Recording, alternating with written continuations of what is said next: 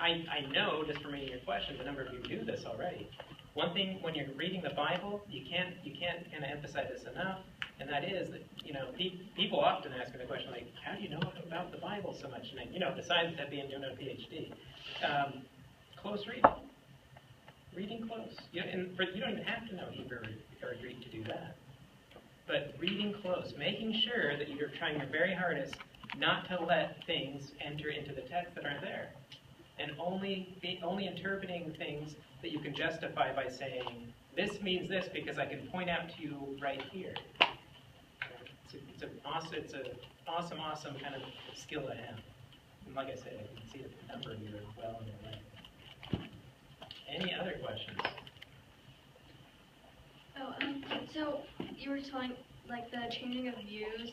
So is Satan, like in New Testament, with Jesus as he's testing Jesus, is he still the accuser at that point, or is it getting kind of blurry then? That's an interesting bit, isn't it? Because it's almost like you can see parts of it at like Job, but it's not quite Job either, right? There is no definite article, that is a name. But in those scenes in the Gospels, I would say you can almost see kind of a transitionary stage to that. It's definitely changed, but it might not be completely to where, the King of Hell version, right? But it's very nice to pick up on that. Because it's the same kind of idea, right? You've got Satan testing, making sure that Jesus is doing what's right. And of course, the people who wrote the New Testament, what were their scriptures? Yeah, so they're reading stuff, right? They're getting stuff from that. So that's where their ideas come from. That's very good, though. You're absolutely right. Okay, now, anything else about Satan? No? Okay. Good. Means you're hanging out in the right circles. I want to know more about Satan. Okay. That's a little different though, right? Everybody's heart beating still? Good. All right. I don't have to call the paramedic yet.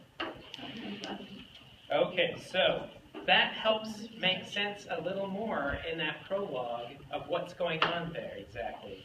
Today people don't look into it closely, and often you'll see kind of portrayals of this, almost like, I don't know, I always think of it almost like, it looks, it's like God and Satan play cards for Job's soul or something.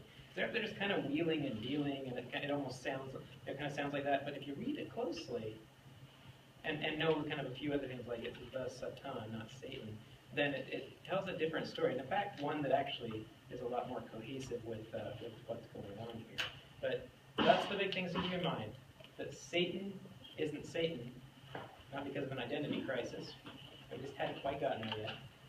And that it's not Satan who does all this to Job per se. He's acting under orders from God. So it's God who has all these horrible things that happen to Satan. It's God who has all these horrible things happen to Job. Okay? Now already we're like, wait, that's not what God does.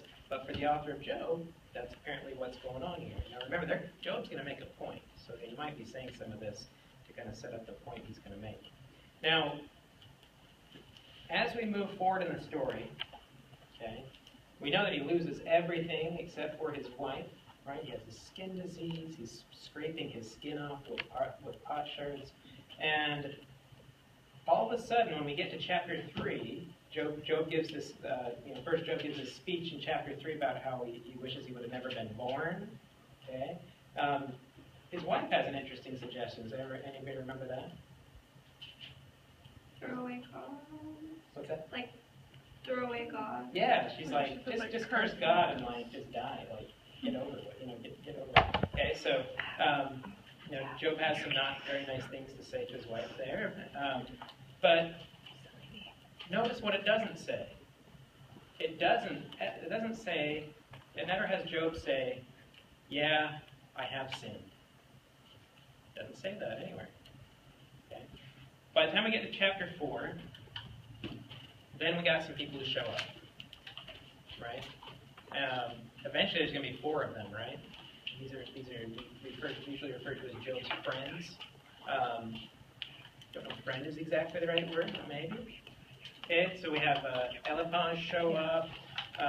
We keep going through these different speeches. And note, what's interesting is as each one will come forward and say things to Job, Job will respond to each of them. We have Bildad, who I assume was really short, and I like that because I'm really short because he is Bildad the Shuhite. So I assume he's really short. But that's a different story. Now, no? All right, sorry. Horrible pun. Horrible pun. It's a biblical scholar's joke, but it's a joke. Yeah, you might not want to try that one out. Right, So it said that his friends stayed there for 7 days in silence. Were they just like really good There's those friends? numbers again, right? Yeah. What does 7 mean? It's the perfect number. It's the whole number, right? Yeah, they show up and they act as if Job's already dead because they mourn him with ashes for 7 days. They give him a complete mourning. That's kind of weird, right? But yeah, you're absolutely right. That 7 is exactly right. Is that to be taken literally? Like, did they really sit there for a week? Well, remember remember that the genre of Job is a story. You might kind of say it's kind of a folk tale of sorts. Okay. Yeah, so in the world of that, you can actually do a lot of things that you can't really do in real life, right? Mm-hmm. So, but it's all being done for a reason. Okay. One more hand, or was that? Yeah. Why didn't they talk for 7 days? Because they were acting as if he was already dead. I know, right? Yeah. It's like, unfortunately, it'd be awesome if you had like the author to kind of give a little interview to, right?